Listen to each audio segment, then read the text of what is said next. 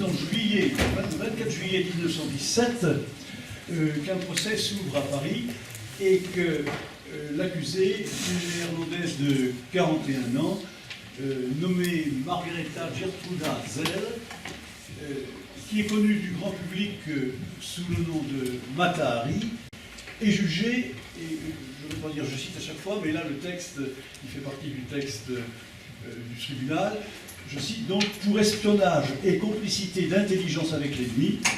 Le procès dure 3 jours. Le substitut du procureur qui mène le procès, et qui s'appelle Mornay, pourfend, je le cite de nouveau, la Salomé sinistre qui joue avec la tête du soldat français. Ce même Mornay, 3 ans plus tard, en 1920, dira dans un entretien « Il n'y avait pas de quoi fouetter un chat ». Dans l'immédiat, il la condamne donc. Ce même Mornay, je dois aussi l'insister, a fait partie des nombreuses relations, vous voyez ce que je veux dire par relation, de Mata Hari, avant le procès. Bon. Alors, il obtient la condamnation à mort, et, je résume, n'est-ce pas, le président de la République, qui est Poincaré, eh bien, rejette le recours qu'elle a introduit, elle et son avocat.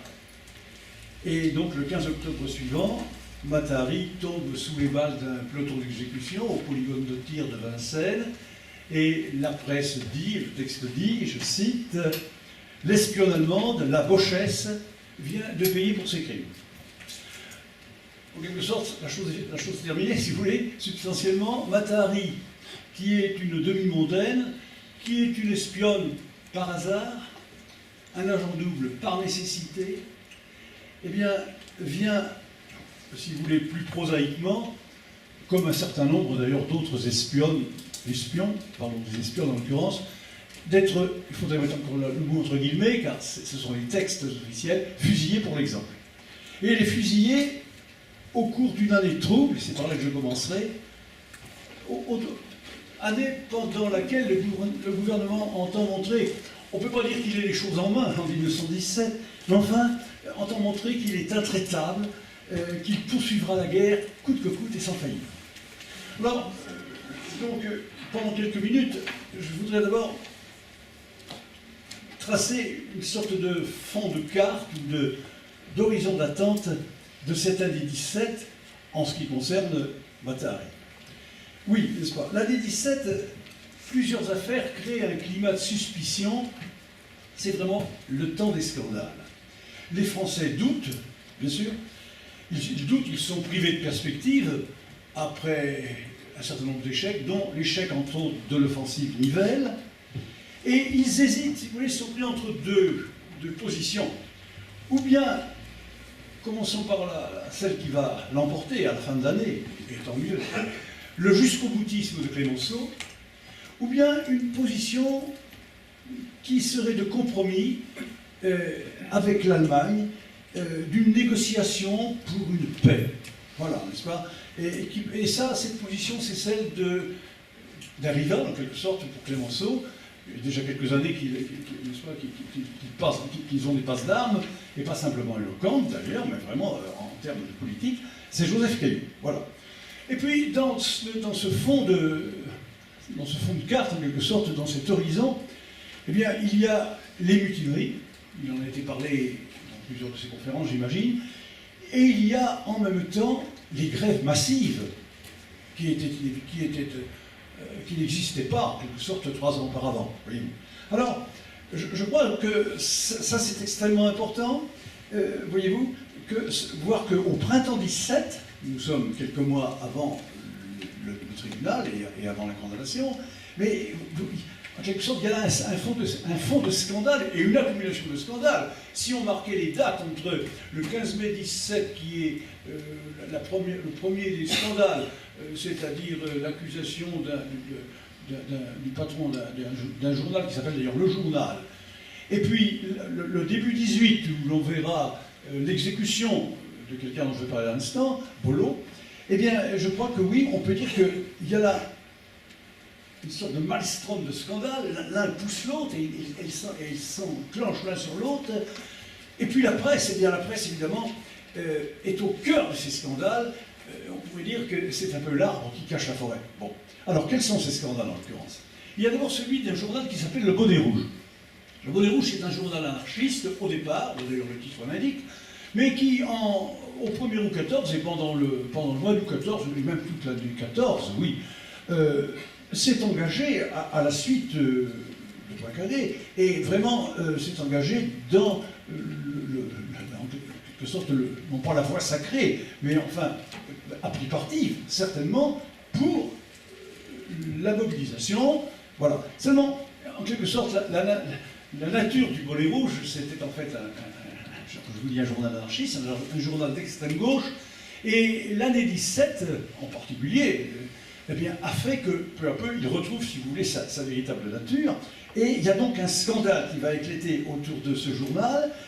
Et dans ce journal se trouve compromis, enfin dans ce scandale se trouve compromis d'abord l'administrateur qui s'appelle Duval, Émile Joseph Duval, qui est arrêté à la frontière, tandis que son directeur, le tumultueux Miguel Almarig-Dash, le directeur du journal, en fait, il est retrouvé, entre guillemets, suicidé dans sa cellule de Fresnes. Bon, l'affaire aurait pu s'arrêter là, mais c'était sans compter le fait que Almarig-Dash connaissait l'inamovible ministre de l'Intérieur de l'époque, parce qu'il y était déjà depuis quelque temps, Louis Malvy.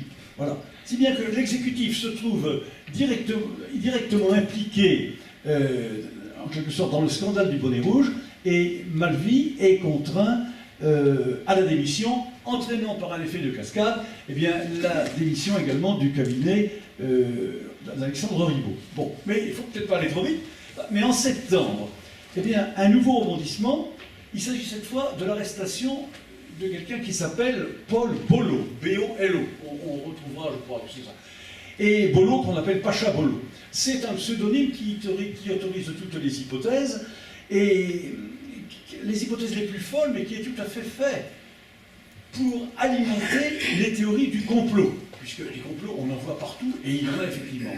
Si je prends par exemple des extraits du journal Le Petit Niçois, Bolo se trouve à ce moment-là en sud de la France, ben, je cite quelques extraits simplement.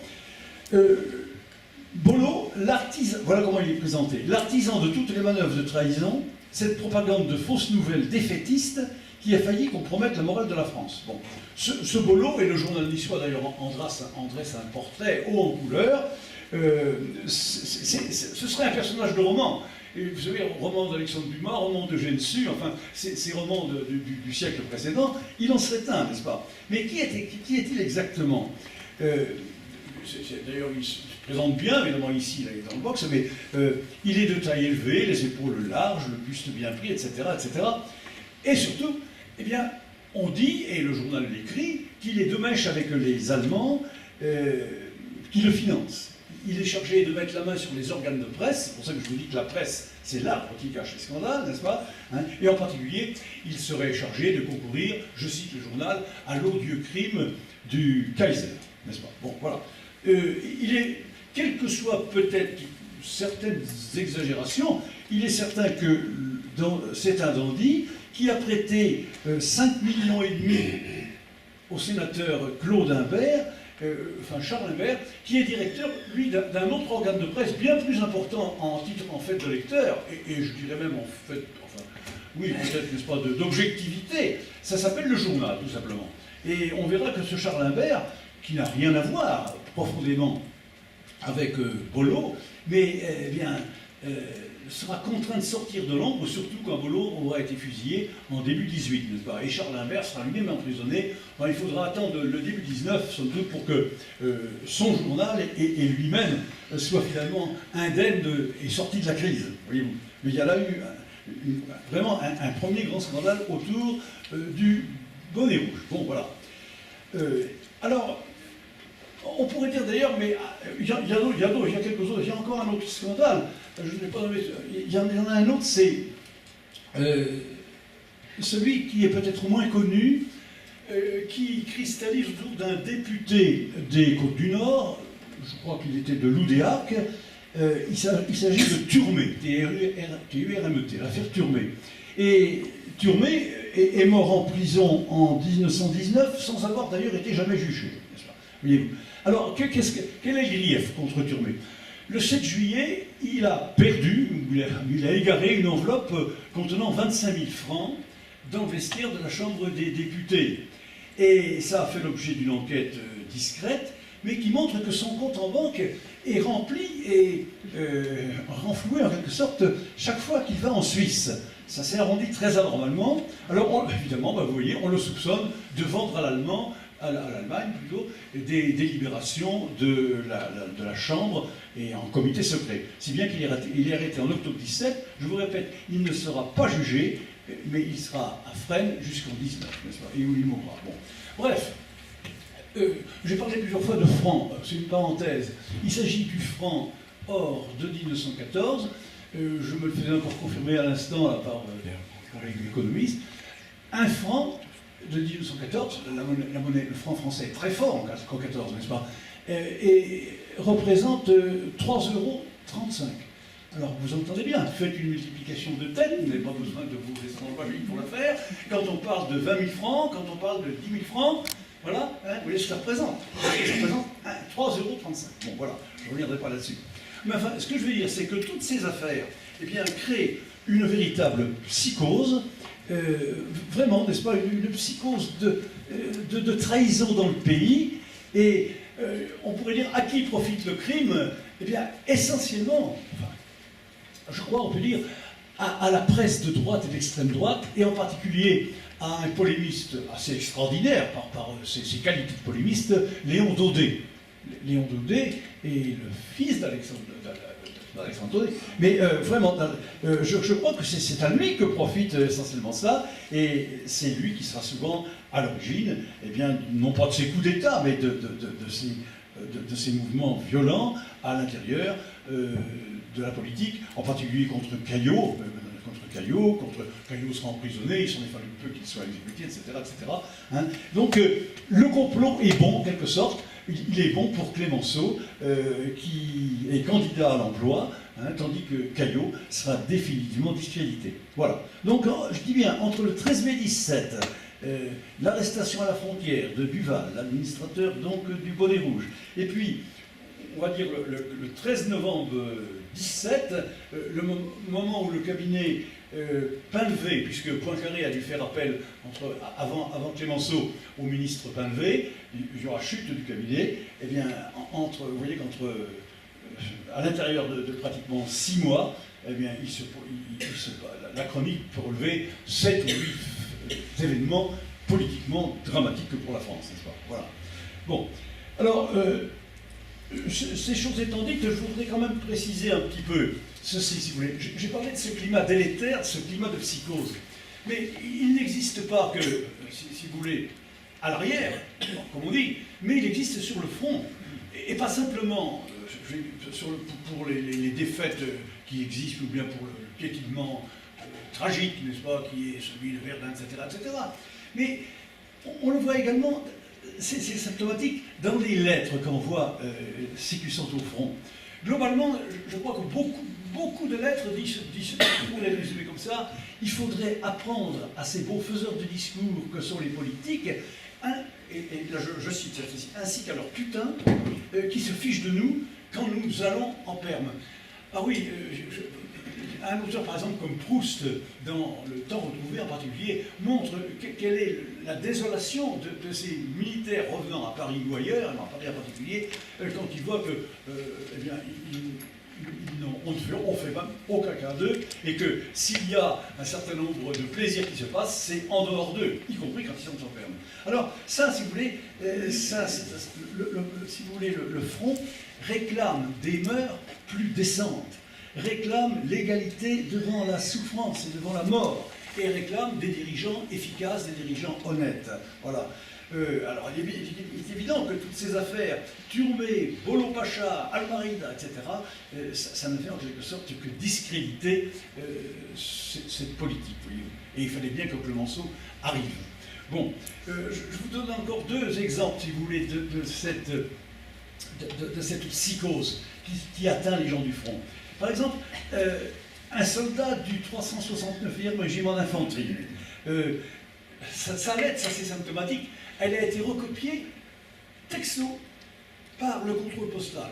Or, si vous n'avez jamais vu des cartes postales, a fortiori des lettres, et que vous en ayez dans vos familles, ou que vous en ayez vu dans des dispositions, souvent, il arrivait que la correspondance des militaires du front soit censurée, pour des détails qu'ils aient pu donner. Mais ici, dans ce cas-là, il n'y avait pas de raison de censurer cette lettre-là. Alors, je ne la cite pas en entier, mais par exemple, je cite quand même. Le contenu des journaux n'est que scandale sur scandale, malpropreté, malversation.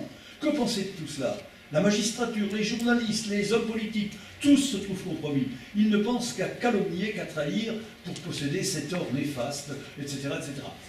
En écho, un autre extrait de lettre. Cette fois-ci, c'est un artilleur, mais de la 18e division d'infanterie se faisant. Je cite, à mon avis, c'est ce qu'il y a de plus écœurant. Un gouvernement qui trahit, et je l'affirme pour deux raisons. Un, parce que ceux qui sont au pouvoir actuellement refusent de poursuivre les traîtres. 2. Parce qu'en réalité, nous sommes toujours gouvernés par les caillots Malvy. Malvy était donc, oui, le second caillou, quoi. Les Juifs, vous savez l'antisémitisme global qui est celui de la France, entre autres, hein, depuis le 19e siècle, n'est-ce pas? Le fameux livre de Drummond, par exemple, et combien d'autres. Un Langevin, par exemple, né à Montreuil-Bellay, tous socialistes, comme comme les socialistes de l'époque. Vous allez me dire, s'ils sont d'extrême droite, ça va de soi, sont des antisémites. Alors, on ne manque pas d'indiquer que chez Boileau, il y a des racines juives. C'est pour ça que j'insiste un petit peu à l'histoire. Alors, il dit, Malvy, les juifs tels que Boileau, et une chambre de vendus, comme Turmel, du Nord, Imbert, le directeur du journal, Le Journal, et bien d'autres. Et il dit, ceci, enfin, il dit, on peut résumer de son texte ceci, n'est-ce pas? Il faut ajouter tout l'énervement et le doute qui s'inscrit dans cet hiver 1916-1917. Il ne faut pas oublier que Joffre, qui est un des meilleurs, n'est-ce pas, généraux que nous ayons eu dans cette guerre-là, a été limogé. Et il ne faut pas oublier non plus que l'Allemagne vient de lancer son premier ballon d'essai. Ballon de quoi? Eh bien, pour une paix de compromis. Et elle trouve de son côté, pour le faire, je vais aller un petit peu vite, mais l'international socialiste, et il y a une réunion à Stockholm en ce sens-là, et il y a également les membres hollandais. La Hollande est un pays neutre, retenez-le bien pour notre personnage, n'est-ce pas? Les membres hollandais du comité exécutif également de l'international, second ici l'Allemagne, et on discute en août 17, nous sommes tout proches, nous sommes même au lendemain du procès, puisque c'est le 25 de cette paix de compromis. Alors vous voyez que lorsque quelqu'un comme Caillot est partisan du compromis contre Clémenceau, qui est le jusqu'au boutiste, eh bien, il est promis, d'une certaine façon, à être jugé, c'est un euphémisme que de dire ça, négativement. Oui. Alors, dans ces conditions, si vous voulez, dans ces conditions de psychose, à tous égards, à tout moment, la presse, le front, etc., l'arrière, eh bien, il ne faut pas s'étonner que Mata Hari, qui incarne tout ce qui manque le plus cruellement aux combattants du front. Et qu'est-ce qui manque aux hommes du front? Et qui a toujours manqué à des soldats d'ailleurs? La féminité, la frivolité. Je vous dis, ce que les pères missionnaires ne peuvent pas supporter. Il faut lire Proust là-dessus, c'est pas le dernier volume de la recherche qu'ils ont perdu, quand ils arrivent à Paris. Et puis les plaisirs.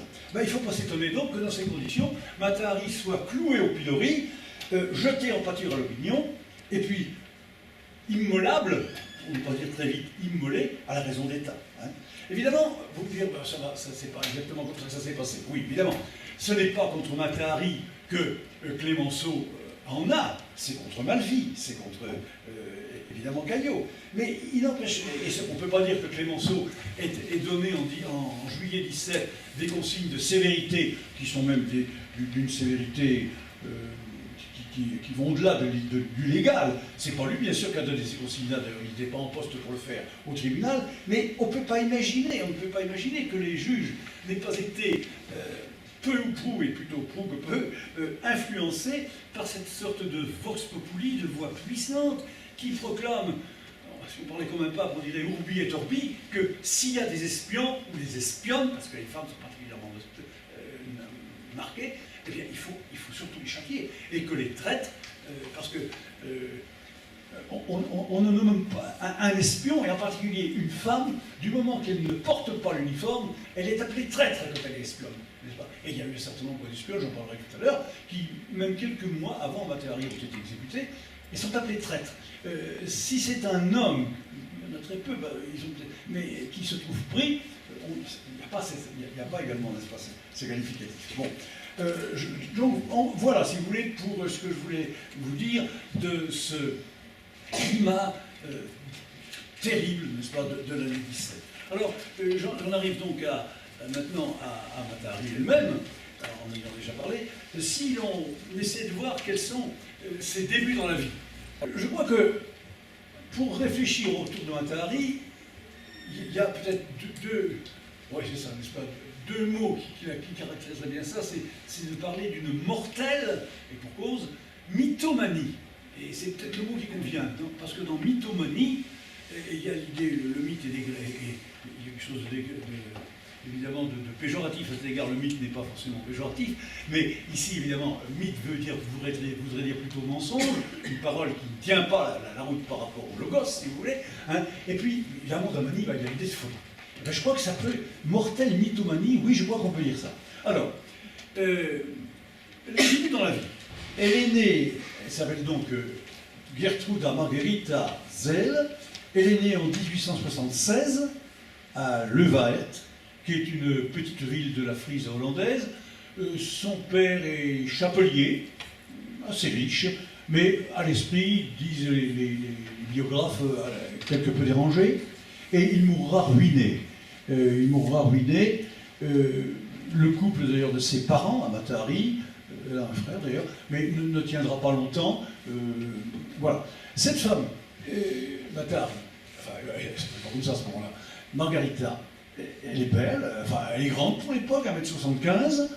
Elle est hollandaise, vous allez dire, bon, on attend un teint plutôt hollandais, si s'il y a des néerlandais parmi vous, ils doivent se dire qu'est-ce que c'est que ce teint-là? Si, une carnation plutôt pâle, mais pas du tout, n'est-ce pas? Elle est brune, elle a le teint mat, des grands yeux sombres, et elle dit très vite elle-même, elle se laisse dire, on le dit, puis alors elle laisse dire, un petit peu comme ceux d'une déesse védique. Ah, bah, une déesse védique, ça nous emmène dans un autre horizon, ça nous emmène vers les livres sacrés des hindous, vous savez, n'est-ce pas? Donc déesse védique, hein, comme celle du Rig Veda, ou celle encore du Yasur Veda, il crois qu'il y a 4 livres du Veda, ou celle par exemple des commentaires sur le Veda, les Upanishads, hein, mais voilà donc une déesse védique, n'est-ce pas? Alors, et elle s'invente. Alors, retenez bien cette idée, n'est-ce pas? Si vous faites du verbe inventer, ou d'invention, un synonyme d'affabulation, ou de mythe, eh bien, si je puis dire, quelque part, vous avez tout Matahari, n'est-ce pas? Et qu'est-ce qu'elle fait? Eh bien, elle s'invente une ascendance princière dès son adolescence pour se consoler de ce qu'elle estimait la déchéance de sa famille. Bon.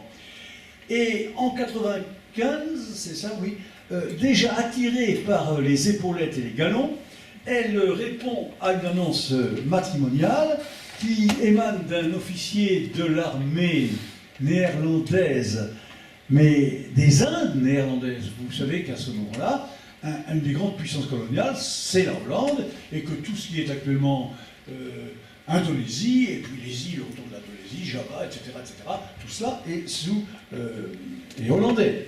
Alors, autrement dit, elle répond à cette annonce matrimoniale.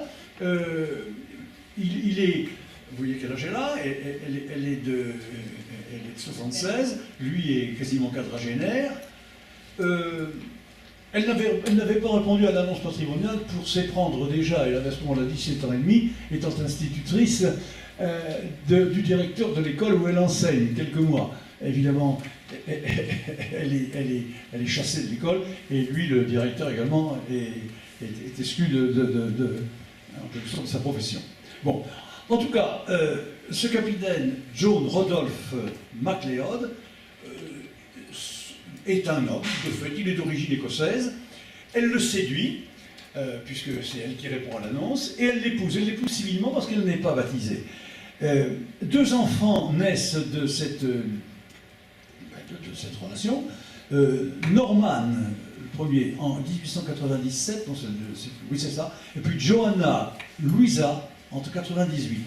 Mais le mariage n'est pas heureux, et la voilà d'ailleurs, suivant son capitaine de marine, passer à Java, et donc en Hollande, ça n'est déjà pas heureux, puis à Java, à partir de mai 97.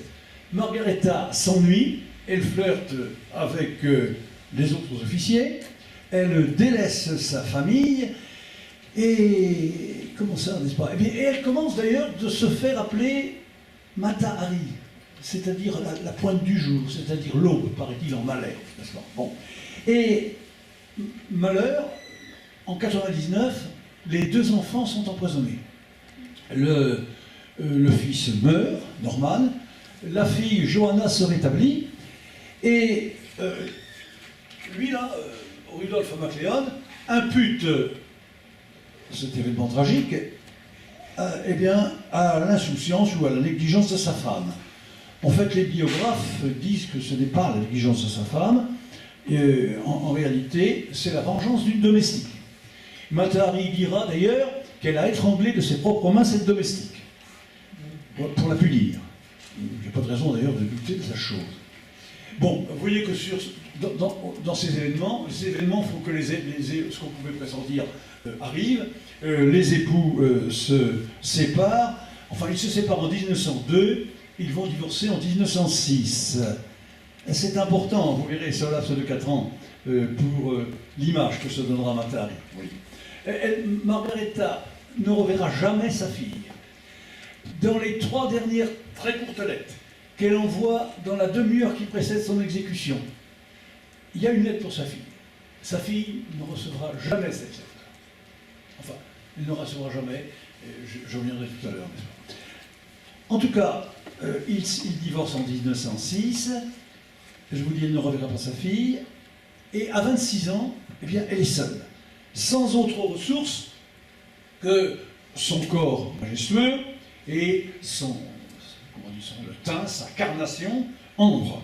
Voilà. Alors, à partir de... Je regarde mon plan quand même. À partir de 1903, eh bien, elle va tenter sa chance. Elle va tenter sa chance à Paris. D'abord comme modèle, puis comme demi-mondaine familière des hôtels UP. Et elle s'appelle, quelle que soit, encore une fois, n'est-ce pas, sa rupture familiale, la rupture avec son homme en l'occurrence, elle s'appelle Lady MacLeod. Elle se donne, et c'est d'ailleurs juridiquement vrai à ce moment-là, comme veuve ou séparée d'un riche officier aristocrate, c'est encore quasiment vrai, je crois qu'elle le monte d'un grade, elle l'appelle colonel à ce moment-là, je ne pense pas qu'il ait jamais été, voyez-vous. Mais en même temps, j'allais dire deuxième alibi, deuxième carte d'identité qu'elle se donne, eh bien, elle se donne comme Mata-Hari. Elle dit, c'est une prêtresse qui est initiée au mystère, et aux danses de Shiva. Nous voilà de nouveau en Inde, n'est-ce pas? Parce que, excusez-moi, avec Shiva, c'est la Trimurti hindoue, vous savez, Brahma, le créateur, Vishnu, le conservateur, celui qui conserve, et puis Shiva, le destructeur. Alors, elle se donne donc, je vous dis, comme c'est ça, n'est-ce pas, une sorte de prêtresse de Shiva, voilà, n'est-ce pas? Et en même temps, en se séparant de Rudolf MacLeod, elle dit, ce qui était sans doute assez vrai, qu'il la martyrisait, jusqu'à, ce n'est pas un détail, vous allez le voir tout à l'heure, d'ailleurs, laissez comme ça, oui, jusqu'à lui dévorer un jour, est-ce que c'est pas l'amour qui ressemble à la haine, la haine qui ressemble à l'amour, un téton familièrement, n'est-ce pas?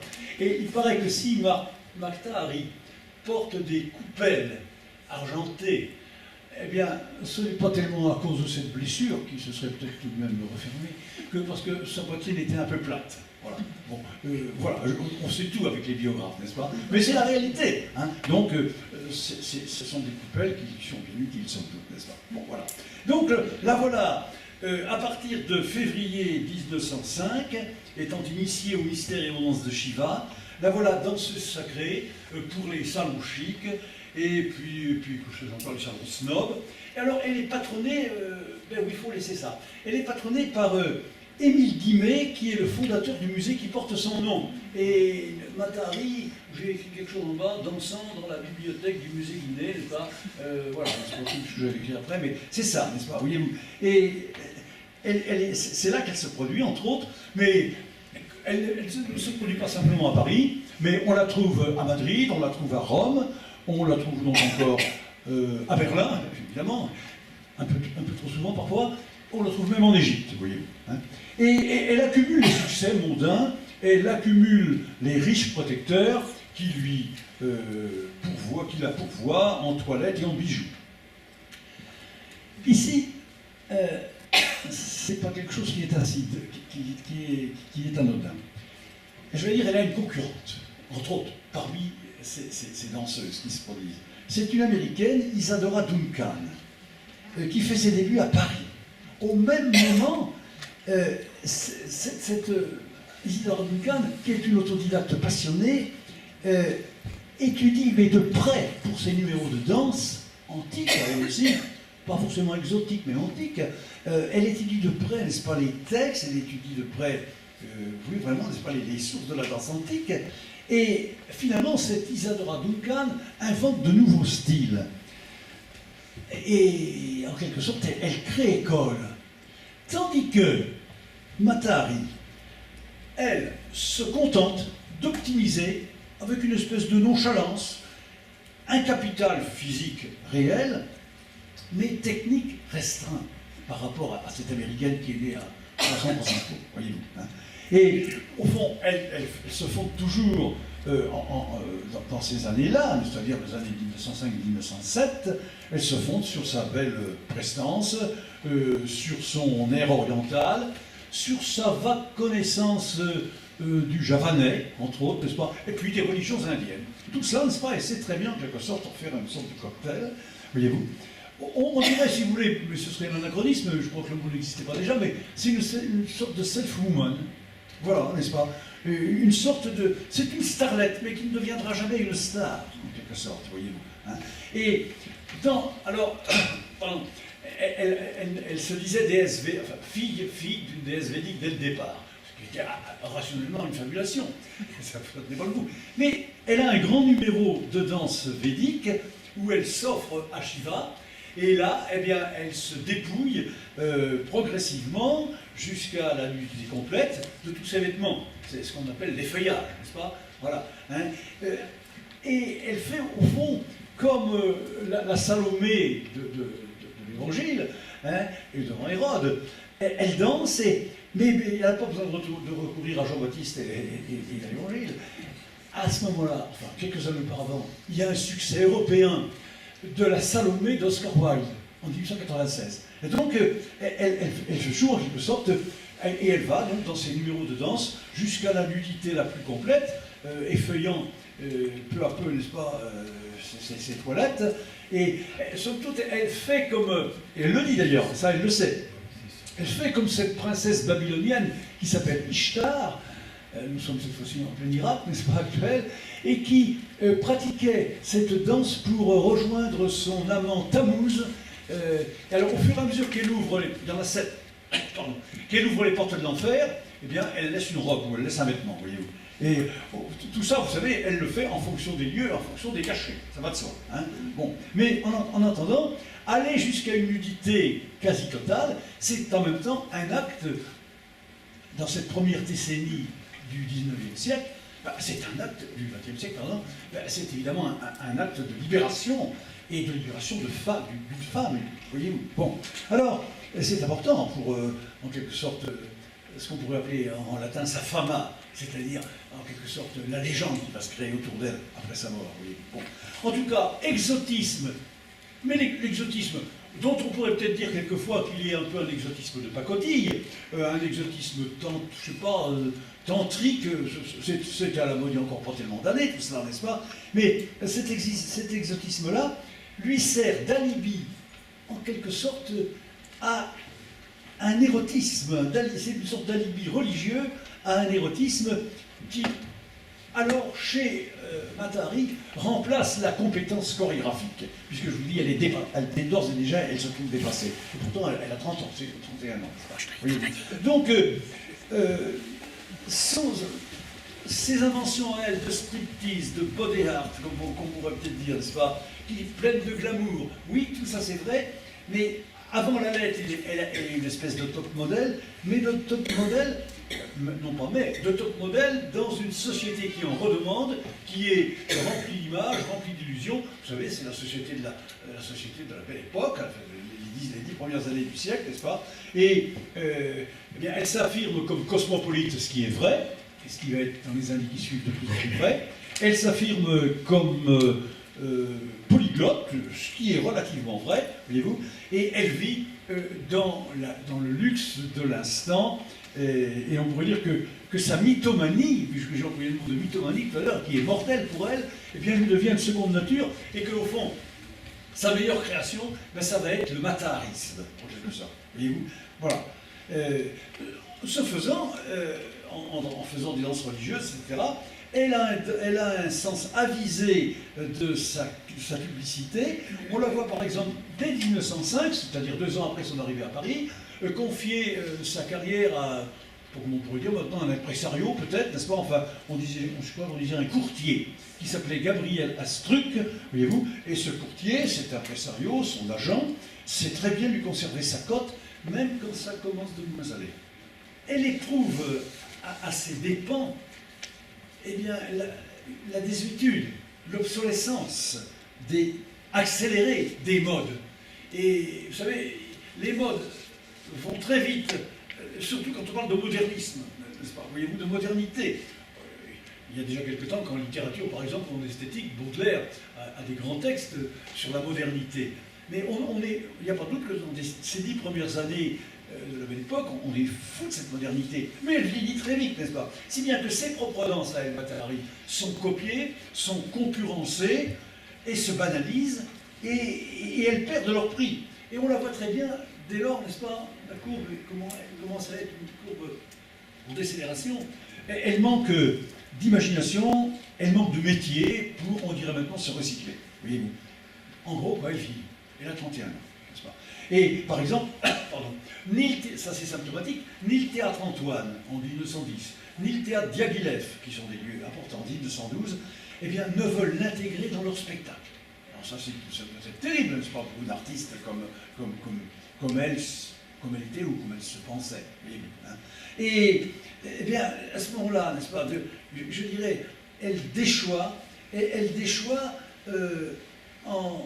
en femme entretenue, de plus en plus, par des officiers, par des hommes d'affaires fortunés, et puis dans l'échelle de la déchéance, on la voit ensuite cliente de maisons de rendez-vous, jusqu'au moment où elle danse toujours, mais pour des scènes ou pour des théâtres de troisième ordre. Voyez-vous, ça c'est terrible, n'est-ce pas? Nous voilà arrivés à la fin de 1913.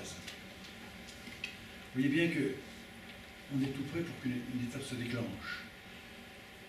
Quand la guerre éclate, eh bien, elle a commencé de jouer avec le feu, parce que quand la guerre éclate, et ça on va le lui rappeler bientôt, elle est à Berlin. Elle est à Berlin auprès d'un de ses amants, enfin elle n'en a peut-être pas plusieurs à l'époque, c'est le lieutenant Herbert, n'est-ce pas? Et elle est là-bas depuis 6 mois. Quand la guerre éclate, elle n'a pas intérêt à rester à Berlin. Alors elle regagne naturellement la Hollande. La Hollande est un pays neutre. Donc elle regagne la Hollande. Et regagnant la Hollande, elle peut ensuite regagner Paris. Bon. En 1916, on la trouve embauchée par les services allemands d'espionnage. C'est à La Haye, évidemment. Hein, enfin, c'est là, n'est-ce pas? Et sous le nom de agent H21. Pour gagner sa vie, semble-t-il, c'est certain, et par goût de l'aventure. Elle est embauchée par un de ses amants, le consul d'Allemagne Karl Herbert Kramer, voilà. Et, je vous dis pour gagner sa vie et par goût de l'aventure. Mais dès lors, la police française, le contre-espionnage qui va relayer la police, la surveille de près, comptabilise ces multiples liaisons avec des militaires. Alors, ils n'ont pas de mal, n'est-ce pas, à culpabiliser ces liaisons et à culpabiliser... parce qu'elles sont, non pas toutes connues, mais il y en a quelques-unes qui sont sérieusement connues. Par exemple, la liaison qui est là, avec quelqu'un qui a 20 ans de moins qu'elle, on a dit qu'il lui rappelait peut-être l'âge de son propre fils, mort, Norman, tué. Le russe Vladimir Maslov. Il se fait d'ailleurs appeler d'un nom qui serait allemand, von Maslov, mais il s'appelle Maslov, n'est-ce pas? Elle l'aime à la folie. On le trouvera, ce Vladimir Maslov, n'est-ce pas? Et elle le rejoint, il s'est engagé, comment dire ça? Il s'est engagé dans l'armée française, parce qu'au moment où il est abattu, c'est un aviateur, il est abattu, il est blessé, et je pense qu'il fait... enfin, comment dire, les bolcheviks se sont retirés du combat à ce moment-là, mais ça doit être un russe blanc, donc enfin il s'est engagé dans l'armée française, et c'est comme ça, n'est-ce pas, qu'il est blessé, et elle obtiendra la possibilité de le rejoindre à Vittel, où il se trouve, et pour cela, pour obtenir cette possibilité, parce que c'était quand même pas simple, parce qu'elle n'est pas française, ne l'oublions pas, le rejoindre donc dans un hôpital militaire, elle propose ses bons offices au commandant Georges Ladoux. Ladoux, c'est le chef du contre-espionnage français, et elle lui propose ses bons offices contre 1 million de francs. Écoutez, si vous vous rappelez ce que je viens de vous dire, 1 franc égale 3 euros, vous voyez, n'est-ce pas? Ladoux accepte, mais ce faisant, le million de francs ne sera jamais versé. Et pour cause, n'est-ce pas? Et elle le rencontre, Ladoux, à Madrid. Vous allez bien, pourquoi Madrid? L'Espagne n'est pas en guerre. Non, mais Madrid est vraiment la plaque tournante de l'espionnage à ce moment-là. Aussi bien pour les Allemands et leurs alliés que pour les Anglais, que pour les Français. Donc elle le retrouve à Madrid, et en même temps, alors ça veut dire en même temps, à la fois, hein, elle est la maîtresse d'un capitaine allemand, von Kalle, là il a le droit à la particule noble, n'est-ce pas, qui est attaché à l'ambassade d'Allemagne. Vous voyez, la double contre-espionnage français, elle l'a envoyé à Madrid, lui promet 1 million de francs, mais en même temps, elle est la maîtresse d'un attaché d'ambassade allemand. En même temps, elle fréquente le colonel Delavigne, qui dirige l'espionnage français, oui c'est ça, n'est-ce pas, en Espagne. Excusez-moi, le nom fuit, en faisant mon redire tout à l'heure. Somme toute, vous voyez bien qu'à ce moment-là, allemand, français, eh bien, elle est agent double. Elle est agent double, en fréquentant donc ce colonel Delavigne, oui, Marthe Richard, qui est célèbre pour d'autres raisons, a été une espionne, elle aussi. Mais une espionne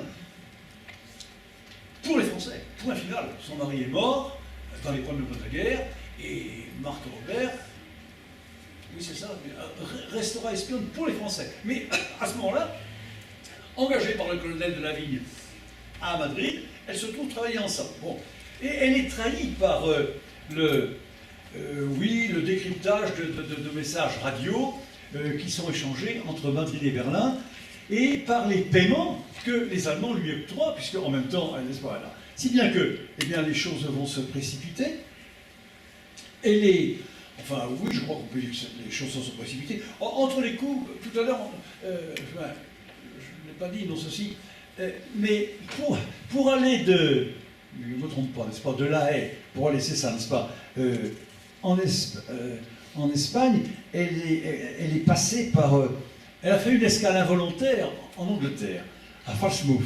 Et là, elle a été, sinon interrogée, du moins elle s'est entretenue avec quelqu'un du contre-espionnage britannique, militaire, MI, je sais pas quoi, service, enfin intelligence peut-être, n'est-ce pas, on dit le MI, je pense, qui s'appelle Basil Thompson, et elle reconnaît, au moment de cette escale, encore une fois non voulue, bien son appartenance au service d'espionnage français. Voilà. Et elle accepte, c'est à ce moment-là qu'elle accepte de Ladoux, que je vous ai dit tout de suite, n'est-ce pas, une rémunération des millions de francs. Bon, voilà. Et elle peut donc franchir librement les frontières de son pays natal, qui n'est pas en guerre, encore une fois, hein, mais pour éviter... elle compte rejoindre la Belgique, ce faisant. On pourrait se dire d'ailleurs, mais pourquoi veut-elle rejoindre la Belgique à ce moment-là? pour qui? Elle le rejoint donc via l'Espagne. Il fallait faire comme ça, n'est-ce pas? Oui, bon. Alors, en fait, interrogée par le contre-espion anglais, a-t-elle menti? A-t-elle fait ça pour se rendre intéressante, en quelque sorte? On ne sait pas exactement. Est-ce que les Anglais l'ont un peu berné pour que les services français, une fois qu'on le leur aura dit, se rendent effectivement compte de son double jeu? En tout cas, à ce moment-là, quand elle revient en Belgique, car une fois elle est amenée en Espagne, enfin, il y a les 2 fois en Espagne en 6 mois, à la fin de ce premier voyage en Espagne, eh bien, elle rejoint effectivement la Belgique. La Belgique sont les Allemands qui y sont, bien sûr. Et elle reçoit à ce moment-là une formation au centre de renseignement allemand d'Anvers par une certaine Fraulein Dr. Elsbeth Schreckmüller. Et elle embarquera ensuite, je vous dis, pour l'Espagne, où elle fréquente alors, dans la capitale, à Madrid, de nombreux services secrets, ayant été cette fois-ci formés, entre guillemets, par cette Schreckmüller. Il paraît que c'était une espionne extraordinaire, cette Schreckmüller, où il y a même une légende autour d'elle, mais pour aller un petit peu vite, quand on va l'interroger, elle, sur la capacité de Mata Hari, bon, elle dira qu'elle n'a jamais apporté beaucoup de renseignements, hein, et que surtout c'était oui, elle n'était pas une véritable espionne, elle n'avait pas de compétences non plus. Mais enfin, dans l'immédiat, elle est courtisée, vous voyez, par de nombreux officiers et alliés, et quelques-uns d'Allemands, hein, et le fameux major Kalle dont je vous ai parlé à l'instant, n'est-ce pas? Bon, écoutez, ce que l'on peut dire, faute d'y voir toujours clair, on découvre des choses. Par exemple, le contre-espionnage français intercepte un message allemand, mais qui était codé de telle manière que c'était clair ce que ça voulait dire, n'est-ce pas? Donc les Allemands l'ont fait exprès, les Français ont intercepté ce message, et là on voit effectivement qu'elle a pour le moins une double identité, hein, et ben oui, voilà, elle se retrouve somme toute à ce moment-là au milieu des services secrets, en pleine manœuvre de manipulation, en pleine manœuvre d'intoxication de part et d'autre, et elle ne fait plus, en quelque sorte, elle est dépassée. Bon, voilà. Alors, 6 mois après, elle rejoint son amant Vladimir Maslov, car ça a été... On peut quand même voir dans sa vie quelques grands amours, n'est-ce pas? Et avec Vladimir Maslov, il n'y a pas de doute, jusqu'à la fin, elle a pensé qu'il pourrait le rejoindre. Une des toutes dernières lettres, d'ailleurs, pas dans les 3 dernières que j'ai dit tout à l'heure, sur lesquelles je vais revenir, mais c'est à Vladimir Maslov. Alors, ce que je veux dire, c'est que elle est 6 semaines après son retour, ayant rejoint Maslov à Vittel, puis étant venu, le contre-espionnage français fait une perquisition dans sa chambre, dans un hôtel, Élysée Palace, sur l'avenue des Champs-Élysées. Qu'est-ce qu'on trouve? Bon, on ne trouve pas de preuve incontestable de son espionnage. Un sac à main avec 2 produits pharmaceutiques.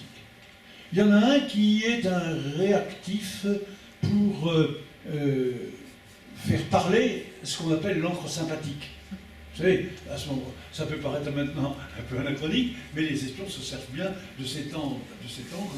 On ne peut pas lire les lettres, mais en trouvant un réactif chimique ou autre chose, je crois, on arrive à voir les lettres. Bon, alors elle aurait eu, n'est-ce pas, ce mélange dans son sac, et puis le deuxième produit que l'on trouve, c'est un contraceptif efficace. Je doute qu'elle en a besoin, peut-être. En tout cas, et là-dessus, n'est-ce pas, il y a des télégrammes interceptés qui établissent, et elle le reconnaît, dans les interrogatoires, n'est-ce pas? De temps en temps, elle avoue, de temps en temps, elle nie, de temps en temps, elle fabule, n'est-ce pas? Alors, enfin, elle reconnaît que le consul allemand des Pays-Bas lui aurait versé 20 000 francs. Là aussi, faites la multiplication. Hein? Bon, alors, elle dit, mais ces 20 000 francs, encore, vous voyez ce que ça représente en euros, hein, vous multipliez par 3,35, eh bien, c'est pour le prix de mes faveurs. Le contre-espionnage français lui dit, pas du tout, c'est pour le prix des renseignements que vous avez donnés. Bon, voilà. Bon. Alors, à la suite de cette perquisition, eh bien, nous sommes le 13 février 1917, elle est arrêtée par le capitaine Pierre Bouchardon. Bouchardon, c'est lui qui va instruire en quelque sorte le procès d'Aboutalout, n'est-ce pas? C'est un détail, mais c'est quand même d'être dit. Son passage à Paris, au moment où il est arrêté dans son hôtel Champs-Élysées, Lui est signalé par quelqu'un qui s'appelle Louis-Ferdinand Destouches. Ça vous dit quelque chose? Parce que 10 ans plus tard, en 1932, avec son premier livre, Voyage au bout de la nuit, il va devenir Céline. Vous voyez bien, pourquoi est-ce qu'il fait là-dedans, lui? Eh bien, n'est-ce pas, Louis-Ferdinand Destouches était dragon, bel homme, donc, bon soldat, a été très grièvement blessé dès août 14 dans une mission pour laquelle il s'était porté volontaire, et il est réformé à 70%, et je pense que en cette année 1917, il est en train de bénéficier d'un emploi au service des passeports. Très vite, d'ailleurs, ensuite, on le retrouvera en Angleterre, puis ensuite au Cameroun, etc. Mais ça, c'est plus notre affaire. En tout cas, elle est soumise à un interrogatoire à la prison Saint-Lazare. En fait, cet interrogatoire apporte très peu d'informations. La seule qui soit assez importante concerne un agent double qui avait infiltré le réseau allemand pour les services secrets français. Et puis, elle avoue à Bouchardon, qui mène l'enquête, je vous répète, que, eh bien, somme toute, elle a voulu se venger des Allemands, qui, lors d'une perquisition au théâtre de Berlin, lui avaient pris toutes ses fourrures, d'une valeur, dit-elle, de 80 000 francs. Voilà. Je pense que, je ne sais pas si elle a grossi le chiffre, mais elle avait certainement elle avait des habits. Elle était célèbre pour ses chapeaux, pour ses habits, pour ses chiens. Colette, qui est une féministe elle aussi, a des chiens et des chats, elle en a fait des livres. Elle, c'était les chiens en même temps, n'est-ce pas? Et puis, célèbre évidemment pour tous ses bijoux, etc. Bon, alors, la voilà, n'est-ce pas, la voilà condamnée, vous voyez bien, et j'en arrive à la dernière partie de ce qui va être d'abord son existence. La voilà condamnée, et pour y arriver, il faut que je des plans dans l'ordre. Eh bien,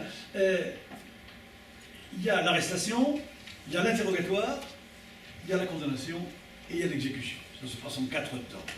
Et on la voit, je vous dis globalement, passer en quelques, même pas 2 ou 3 mois, elle passe du statut d'idole au statut de coupable idéal. Et c'est une destinée, surtout tragique, parce que elle est à la fois, du point de vue d'efficacité de l'espionne, quasiment innocente, hein, elle est agent, mais en même temps elle est coupable parce qu'elle est agent double, et qu'elle reçoit quand même de l'argent, n'est-ce pas? En tout cas, c'est quand même capital de voir que celle qui, jusqu'en 1914, était une femme caractérisée depuis quelques années par ses transgressions morales, etc., et tout, par ses dissidences de tout ordre, par sa mythomanie. Mais la mythomanie, quelquefois, ça fait rire les autres, et après tout, ça ne concernait qu'elle-même, cette façon, cette folie de grandeur, etc. Et bien tout ça, ça va se transformer avec le 1er août 14 en intrigue, en manœuvre, et évidemment, c'est susceptible de l'amener au cachot et au poteau. Elle est condamnée donc, hein, enfin, il faudrait quand même aller un petit peu plus lentement là.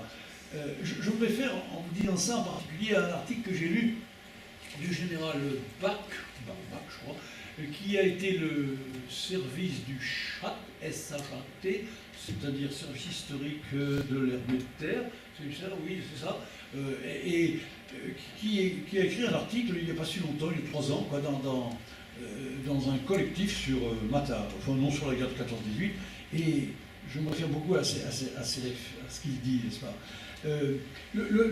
Allons lentement. Le 13 octobre 17, le ministre de la guerre signifie au gouverneur militaire de Paris que le recours qu'elle a introduit, eh bien, est rejeté. Voilà. Hein. Et il a donc d'ores et déjà, le 13 octobre 17, l'ordre de procéder à l'exécution. Bon. Le dimanche 14 octobre 17, le gouverneur militaire va signer l'ordre d'exécution et elle doit être fusillée le lendemain à 6h15. Elle le sent, n'est-ce pas, voyez-vous. Mais elle a pu penser elle n'apprendra son sort le lendemain matin, lundi 15 octobre, qu'en se réveillant.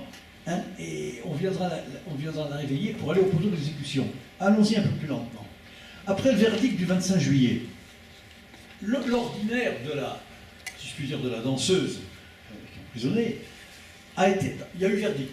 À ce moment-là, on améliore son ordinaire. Oui, c'est ça. En application du règlement. Pardon. Dans sa cellule, il y a 3 lits parallèles. Il y a 2 détenus. Les textes disent, les textes de justice, quoi, spécialement choisis parmi les mieux notés, entre parenthèses, ça devait être ce qu'on appelait des moutonnes, hein, qui étaient chargées de renseigner l'administration, eh bien, elles couchent la nuit, l'une à droite et l'autre à gauche. Voyez-vous, hein. Et dans les premiers temps, après la condamnation, la promenade sur la cour, la promenade quotidienne lui est supprimée.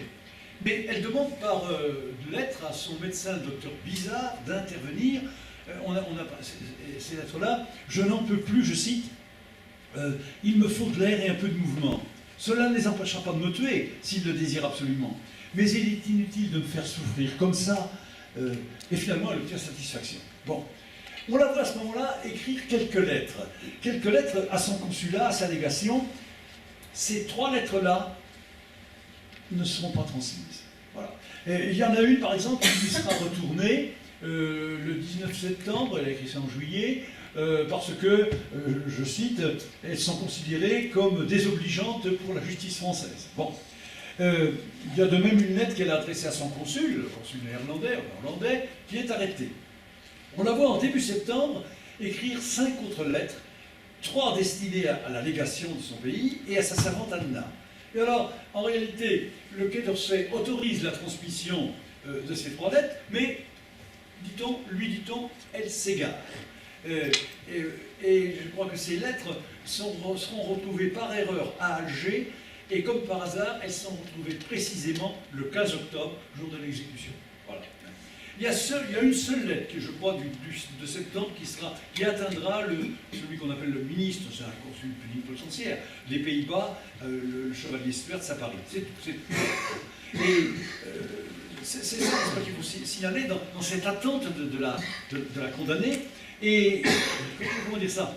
Comme tous les condamnés, ce faisant, je vous répète, il espère une grâce. Et alors on a le témoignage du pasteur protestant Ardou, qui est aumônier de la prison. Et elle fait appel à ce pasteur protestant, même s'il n'est pas baptisé, enfin bref quoi. Et lui, il témoignera plus tard, en février 18, je le cite lui. Elle m'a dit, la veille de son exécution, croyez-vous que ce soit pour demain? Dans ce cas, je devrais faire mon testament. Bon, j'ai répondu que je ne savais rien. On l'entretenait d'ailleurs, et elle vivait elle-même, dans l'espérance de n'être point exécutée, de faire l'objet d'un échange entre prisonniers. Elle croyait qu'il serait question de cette dernière affaire à l'Élysée le lendemain. Et elle a remis le jour de la rédaction de son testament comme importun et inutile. Voilà pour l'exécution. Alors pour l'exécution, de quoi dispose-t-on actuellement? D'abord, de ce qui est maintenant consultable depuis déjà pas mal d'années, des pièces d'archives. Bon, voilà. Des souvenirs de son médecin, docteur Bizarre. D'un récit de l'adjoint du médecin qui s'appelle le docteur Pralet. Et puis des textes de presse. Mais les textes de presse, attention, les plus intéressants, ils sont censurés à ce moment-là. Seulement maintenant, on les retrouve dans les pièces d'archives. Parce que la presse existait quand même toujours, n'est-ce pas? Les pièces, donc les textes vont être retrouvés. Alors, je vous dis, elle doit être exécutée à 6h15 du matin au polygone de Tigre de Vincennes. Les invités, comme on dit dans le style, et moi, quand c'était à la prison, c'est la même chose, c'est les invités. Mais les invités arrivent très tôt à la prison Saint-Lazare, c'est-à-dire entre 5 et 6 heures, et à 4 heures du matin, une voiture est allée chercher le capitaine Bouchardon, puisque c'est lui qui est l'instructeur, je vous répète, n'est-ce pas, depuis le mois de juillet, au moins, et même depuis qu'elle a été arrêtée à Paris, n'est-ce pas. Alors là, le récit de Bizarre, le médecin, est intéressant. Nous étions une trentaine d'invités lors des exécutions précédentes. Il y a eu des exécutions dans les jours d'avant, semaines d'avant. Nous sommes cette fois-ci plus de 100. Sœur Léonide, dont les religieuses sont souvent en prison de femmes en ce temps-là, conduit les responsables à la cellule numéro 12, où 3 femmes sont couchées. Matahari, qui occupe le lit du milieu, dort. La veille au soir, le médecin a fait doubler sa dose de chloral, un somnifère. Elle est réveillée et elle est informée du rejet de son recours en grâce. Et elle murmure, enfin, le médecin dit, elle aurait alors murmuré, car il n'insistait pas lui-même à ça. Ce n'est pas possible. Puis ensuite, oh, c'est français. C'était bien la peine que je fasse tant pour eux, et pourtant je ne suis pas française. Bon, le médecin légiste, conformément au code de l'article 27 du code pénal, lui demande si elle est enceinte. Réponse négative. Les hommes sortent pour qu'elle s'aligne en présence des deux seules religieuses qui sont là. Puis elle demande à parler au pasteur Arbou, et ils restent ensemble, paraît-il, quelques minutes. Bon. Après quoi entrent dans sa cellule les représentants de la justice. Alors là, je cite le récit de Bralé, le médecin adjoint. Matahari, parce qu'à ce moment-là, les médecins vont l'accompagner, bien droite, l'air altier, excusez-moi, oui c'est ça, l'air paraît vraiment nous recevoir. On lui demande, conformément à la loi, si elle a des révélations à faire. Réponse, aucune. J'ai déjà dit 100 fois ce que je savais. D'ailleurs, vous pensez bien que si j'en avais, je les garderais pour moi. Elle est coiffée, la première image le montrait, en quelque sorte, si vous voulez, d'un grand canotier, elle est vêtue d'une robe élégante, garnie de fourrure, avec un manteau jeté sur les épaules. Le gardien-chef croit devoir lui saisir le bras. Ne me touchez pas, et soyez sans inquiétude. Et elle s'adresse alors à la bonne sœur qui est là. Petite sœur, petite mère, donnez-moi le bras, sœur Léonide.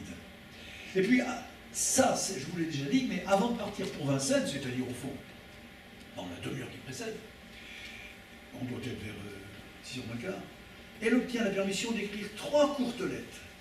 L'une à destination de la Hollande pour sa fille, qui n'arrivera jamais, hein, et puis les 2 autres, je ne sais plus, pour un certain Marquis de Margerie, qui l'a bien soutenu, je ne sais pas si c'est un allemand, peu importe, et l'autre surtout pour Maslov, le capitaine Maslov, le russe, qui, entre parenthèses, l'avait traité d'aventurière au moment du jugement, car il avait été interrogé, n'est-ce pas? Il avait dit c'est une aventurière, alors qu'elle était prête à tout faire pour lui, n'est-ce pas? Bon. Et puis le cortège s'engage. Alors là, il faut entendre Bouchardon, qui préside à tout ça, même le capitaine Bouchardon, qui est contre-espionnage. On eût dit un cortège de noces. Hein. Il a écrit des souvenirs, Bouchardon, et la façon dont il parle, après les formalités d'écrou, après c'est réglé dans le donjon, et puis l'auto qui ensuite entre, ou ressort plutôt du côté du polygone, qui est escorté par les dragons, par un peloton de dragons. Il parle, on dirait, regardez ce qu'il dit, c'était un jour pâle d'automne où la brume flotte sur le paysage avec des mollesses d'écharpes dénouées. Un peu meilleur, sur le ton au-dessus, mais on dirait un passage de René Chateaubriand, n'est-ce pas? Souvenir de Bouchardon. Bon. Alors, au centre, eh bien, le peloton d'exécution qui est formé de zouaves et qui attend. Selon le procès-verbal, il doit être composé de 12 hommes. Enfin, selon le procès-verbal, d'après le procès-verbal. Il y a un décret là-dessus du 7 octobre 1909, et a fortiori, c'est vrai depuis la guerre. 12 hommes, c'est-à-dire 4 sous-officiers, 4 caporaux et 4 hommes de troupe. Oui, mais comme on craint qu'elle ne fasse une crise de nerfs ou quelque chose comme ça, eh bien, Bouchardon, je ne sais plus si c'est Bouchardon, je crois que c'est Bouchardon, a fait déguiser 12 sous-officiers qui venaient du front, donc il y en avait eu d'autres, pour être plus sur 2, hein, et donc ce ne sont pas, il n'y a pas 4 hommes de troupe, il n'y a pas 4 caporaux, mais il y a en fait 12 sous-officiers. Ça n'est pas, c'est pas un détail, c'est symptomatique de la part du chef du contre-espionnage et de la part de militaires. Bon. Il est accompagné par la sœur Léonide et par son avocat, et par le pasteur. Elle passe, je me renvoie toujours au récit du médecin adjoint, avec calme, devant le front des troupes, et, enfin le front des troupes, ils sont une section, quoi. Et elle se dirige vers le poteau, et elle embrasse la religieuse et son défenseur, qui est l'avocat Clunet, et elle fait à tous un signe amical. Le greffier lui lit rapidement la sentence, elle tend les poignets à un gendarme pour qu'il les attache, mais elle refuse de se laisser bander les yeux. Et selon un texte, évidemment coupé à ce moment-là par la censure, mais auquel les historiens actuels, je ne sais pas comme ça, quand la censure a été, est-ce qu'elle a été ouverte après, je crois que c'est plutôt après 1945, mais donc le texte de la presse, de cette presse censurée à le temps, dit « Elle est morte avec un courage jamais vu, en gardant le sourire sur ses lèvres, comme au temps où elle triomphait sur scène. » Puis il y a un autre texte qui précise, censuré également celui-là, « Ceux qui ont assisté à l'exécution ont été impressionnés par son attitude. » Au fond, si vous voulez, sa mort aura été son dernier spectacle. une espèce de défi par la sérénité, par le sourire. Voilà. Alors, le docteur Bralaise, le récit que je suis, racontera plus tard: je tremblais d'émotion. Seul le capitaine Bouchardon souriait méphistophéliquement, d'un air satisfait, se promenant les mains derrière le dos et marmonnant des choses qu'on ne comprenait pas. Alors, le peloton fait feu, un sous-officier de dragon donne le coup de grâce, un médecin militaire constate le décès. Voilà. Pendant ce temps, enfin pas pendant ce temps, pendant que Bouchardon s'en va, et puis que le peloton, évidemment, s'en va également, le corps de Matari est transporté à la faculté de médecine. Il est autopsié par deux professeurs d'histologie, les professeurs Branca et Prenant, et des organes sont prélevés, dont le cœur. Tout ça est régulier. Quelques mois plus tard, un journal espagnol qui s'appelle La Tribuna, se fondant sur les déclarations d'un des 12 sous-officiers du peloton, un sergent, annoncera que certains de ces organes, dont un doigt, auraient été prélevés comme souvenir. Alors cette assertion mettra en furie le procureur général, c'est-à-dire le patron de Mordé, qui l'a condamné, n'est-ce pas? Et le procureur général demandera des sanctions contre le sergent militaire. Il est arrêté en grade, pour le moins celui-là, et puis le refus de tout visa aux journalistes espagnols qui avaient dit cela. En fait, selon l'enquête du procureur, et celui-là je crois qu'il est objectif, les prélèvements auraient été effectués uniquement dans un but scientifique. Voilà. Mais après autopsie, après autopsie, le corps est inhumé au nouveau cimetière de Vincennes. Je ne veux pas en terminer avec elle, non pas de son vivant, mais encore présente là, sans ouvrir un peu, sans donner un regard sur les affabulations qui vont suivre. Le commandant Massard, Massard n'était pas à l'exécution, il était commandant lui, mais il a assisté, il a conduit au peloton d'exécution une vingtaine de traîtres. Et je vous répète, quand vous entendez traîtres, comprenez femmes, puisque les espions femmes, on les appelait traîtres, n'est-ce pas? Il a aussi quand même conduit quelques hommes. Voilà. Alors, à un certain moment, en 21, eh bien, il lui prend l'envie, comme à quelques autres, d'écrire ses souvenirs. Et alors, voilà ce qu'il nous dit. Enfin, il l'avait d'abord écrit dans un journal, La Liberté, mais peu importe. Il nous dit, ce Massard, aussitôt après l'exécution, petite sœur Marie, une des religieuses, s'approche et détache une bague du doigt de la morte, cadeau suprême sans doute pour le dernier amant. Ça aurait été beau si ça avait été, parce qu'effectivement, son dernier amant, c'est Massard. Personne ne réclame le corps, demande le greffier. Je regarde l'avocat. Personne. Oh, ingratitude. Et le corps de bronze de la danseuse fut porté à l'amphithéâtre et disséqué. Les morceaux furent dispersés un peu partout. Faux. Faux. Vrai ou faux? Faux. Faux pour deux raisons. Il y a deux. Ça commence, les affabulations. Mais c'est important. Sans ça, nous ne parlons pas de Martin aujourd'hui, hein, même pour ce qu'elle a été réellement. Si vous voulez, d'une part, l'épisode de la bague sera formellement démenti par la sœur Léonide, l'autre dieuse, parce qu'elle dira, mais tout ça sont des histoires inventées. D'abord, Zèle, elle l'appelle par son nom, n'avait pas une seule bague, et pour cause, évidemment, ses bijoux, à elle comme à d'autres, lui ont été enlevés au minimum à l'entrée dans la prison. Et puis deuxièmement, eh bien, l'autopsie, c'est pas une dissection, pas du tout. Hein. Et il n'y a pas de doute que cette dissection en morceaux, n'est-ce pas, le morceau du cadavre, non, bon, c'est une affabulation qui aura la vie très longue. Mais les journaux, et à partir de là on est relayé, n'est-ce pas, vont consacrer à l'exécution de Matari une place bien plus grande qu'ils ne l'ont faite pour sa condamnation à mort. Ils sont bien plus intéressés, c'est la preuve, n'est-ce pas? Alors on en voit qui publie à ce moment-là des photographies de la danseuse, la mort d'une femme que tout Paris avait applaudi un temps, eh bien ça constitue évidemment un événement sensationnel. Hein.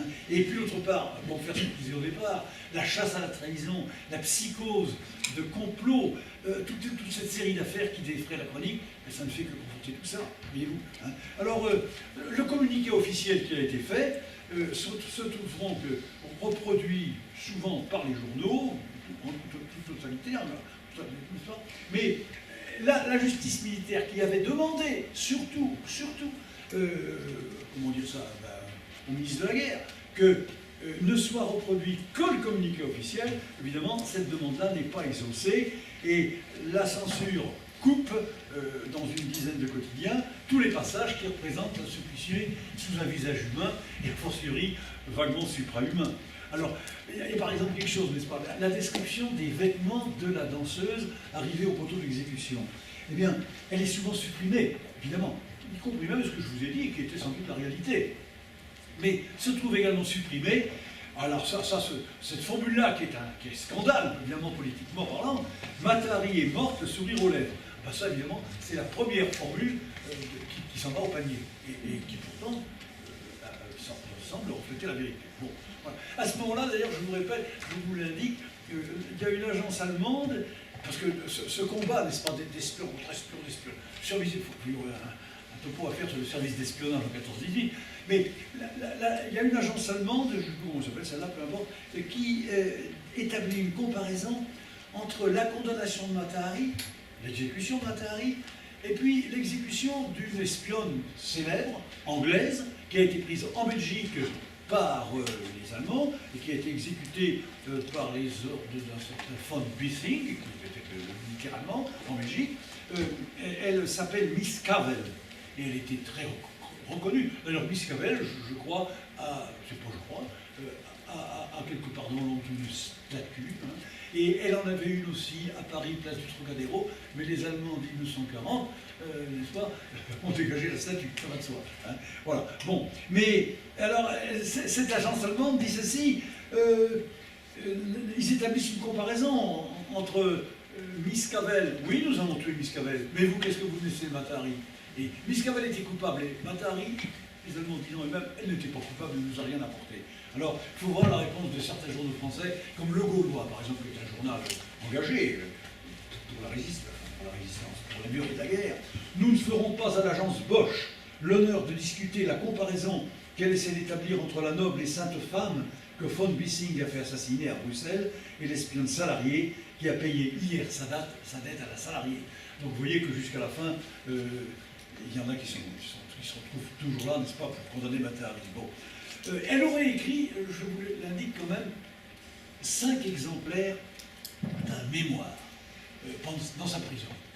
Ces exemplaires-là, je dis bien, elle aurait écrit d'après un certain nombre de ses biographes, et récemment, hein, j'en ai lu 3-4 livres, un qui est de 1985, qui ne passe pas pour un drôle, qui se faisant quand même, entre parenthèses, colporte la légende des doigts coupés. Mais enfin, celui-là, il dit, bon ben, ces 5 exemplaires n'ont jamais été trouvés. Il a fait une recherche, c'est Léon Schirman, il s'appelle. Il a fait une recherche, le livre de Schirman, je vous l'indique, ça s'appelle L'affaire Matahari. Il l'a écrit en 1914, et puis il est revenu là-dessus en 2011, en appelant ça l'autopsie, l'autopsie de l'affaire Matahari, quelque chose comme ça. Voilà. Bon. Et il a interrogé d'ailleurs le général Bach, dont je vous ai parlé, qui fait partie du CHAT, les services historiques de l'armée de terre. Hein. Alors, en réalité, il dit qu'à propos de ces mémoires, ça aurait été intéressant quand même, le mémoire, peut-être de quelques pages, de la danseuse agent double, eh bien, il a interrogé les archives de l'armée, qui l'ont renvoyé aux archives du ministère de la Justice, qui l'ont envoyé aux archives nationales, et qui ont dit qu'elle n'avait jamais possédé trace de ce mémoire. Alors, comme dit ce Schirman, il dit les 5 exemplaires auraient été détruits, je le cite, à moins qu'ils ne dorment encore aujourd'hui dans quelques dossiers d'archives inaccessibles au public. Voilà, n'est-ce pas? Alors, vous voyez, nous en sommes là. Vous voyez bien que pour conclure, ce que je veux dire, n'est-ce pas, c'est que, me semble-t-il, c'est oui, je crois qu'on peut dire ça, n'est-ce pas? Compte tenu de tout ce qu'on a dit précédemment, n'est-ce pas, qu'elle était représentée une féminité, une frivolité, des plaisirs que les combattants n'auraient plus, etc., etc. Mais on peut dire que, je crois, que, comment dire ça, le mythe de l'espionne était inéluctable. Elle ne pouvait pas y couper. Et elle ne pouvait pas y couper de par ses maladresses, de par son besoin. Elle avait toujours besoin d'argent, elle a trop aimé l'argent, elle a trop aimé, il faut dire qu'elle a trop aimé les hommes ou qu'elle a aimé trop d'hommes, si vous voudrez. Hein. Et c'est trop aimé, elle a trop aimé sa propre image, toujours est-il que c'était inéluctable. Et puis encore une fois, il y avait tout l'horizon d'attente, il y avait tout ce qu'attendait, encore une fois, n'est-ce pas, la nation. Ça devient donc une espèce de sacrifice propitiatoire. Vous savez, quand on parle du bouc émissaire, c'était le bouc émissaire idéal à différents points de vue. Point de vue psychologique, point de vue politique, point de vue moral. Donc, je crois qu'on peut dire que c'est le symbole, plus que la matérialité des faits, dont le contre-espionnage allemand, Elisabeth Striegmüller, dit eux-mêmes ne nous ont rien apporté, c'était pas une espionne de métier, hein. C'est beaucoup plus le symbole qui a été jugé par le 3e Conseil de guerre de Paris le 25 juillet, et ensuite avec condamnation. Et je crois qu'au-delà des considérations historiques et du dossier précisément, je pense que s'il y a le succès post-mortem, la transfiguration mythique, mais j'en aurais des choses à dire sur la transfiguration mythique, le temps passe et puis on est arrivé à la fin, mais je vais songer au nombre de... Il y a eu 3 films de fait, il y a eu, je crois, parce qu'il y en a eu qui passaient il y a quelques mois, 5 émissions télévisées différentes, les films avec des femmes comme Greta Garbo, voilà, n'est-ce pas, intéressé par ce rôle, voyez-vous, il y a eu 3 romans, il y a eu 5 romans, 2 pièces de théâtre, il y a même, paraît-il, des jeux vidéo, je n'ai pas vu ça, mais il faudrait que ça existe, voyez-vous. Hein. Autrement dit, il y a, d'ailleurs, entre 1919 et 1939, on ne peut pas dire qu'il y ait eu 20 livres d'écrits, mais il y en a eu au moins 15. Pratiquement chaque année, un livre différent. Et puis, depuis la Seconde Guerre, sans doute moins, hein, mais enfin, quelques-uns parmi nous l'ont connu, c'était même avant, eh bien, je crois qu'il y a eu quand même des livres importants. Je veux quand même vous les citer. De Jean-Pierre Tuberg, Matahari, le dossier secret du Conseil de guerre, c'est 2001, c'est récent ça. Léon Schirman, les 2 livres que je vous ai dit, 94 et 2001. Kuferman, Matahari, Songe et mensonge, c'est de 2005, 2015 que je dis, non, 2005. Et puis, celui qui m'a le plus servi, Frédéric Guelton, Journal du général Bois, 1914-1923, il y a beaucoup d'autres choses qui n'ont rien à voir avec Matahari, mais il y a dans ce journal du général Bois, entre autres, l'article du général André Bach, auquel je dois rendre hommage et tout ce que je vous dois. Résumons-nous, pour terminer. Mais il y a eu vraiment une transfiguration mythique. Est-ce rappelé Marie Durand? On ne parlerait pas d'elle, mais Matahari, ça a fait, n'est-ce pas, de cinéma en quelque sorte, voyez-vous.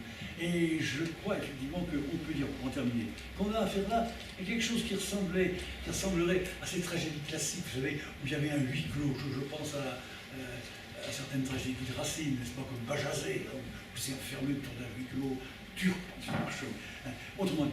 Dans la tragédie classique, il y avait 2 ressorts importants. Et comme les Grecs disaient, il y avait Phoibos, Kagnéléos. Phoibos, c'est la peur, la stupeur, on l'a un petit peu avec les révélations, entre guillemets. Mais Éléos, c'est la pitié. Et je crois effectivement, il ne va pas dans la compassion. Et on peut, je crois, éprouver compassion pour une femme qui a fait tourner tant de têtes, qui a été à l'origine de chansons, qu'on va peut-être entendre maintenant, n'est-ce pas, qui a été délaissée, on peut écouter, pendant que je parle en miroir, n'est-ce pas, par tous ses amis des bons jours, ou presque, et qui attend son sort dans une solitude absolue. Je crois pitié pour cette amoureuse vieillissante en même temps, et qui au seuil de la mort ne recevra aucun signe de vie, y compris celui pour lequel elle était prête à tout sacrifier pour le sort. Alors, est-ce que vous accepterez le mot d'admiration? Je ne sais pas, mais enfin...